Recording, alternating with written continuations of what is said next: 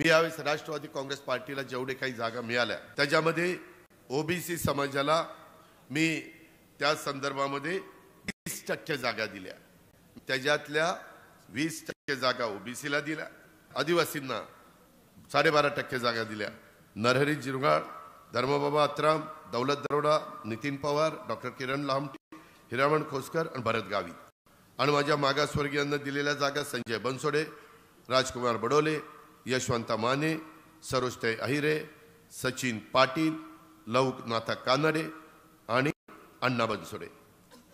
म्हणजे मी ज्यावेळेस सांगतो त्यावेळेस समाजाला मी सगळ्यांना घेऊन जातो. मुस्लिम समाजाला पण मी 10% जागा दिल्या.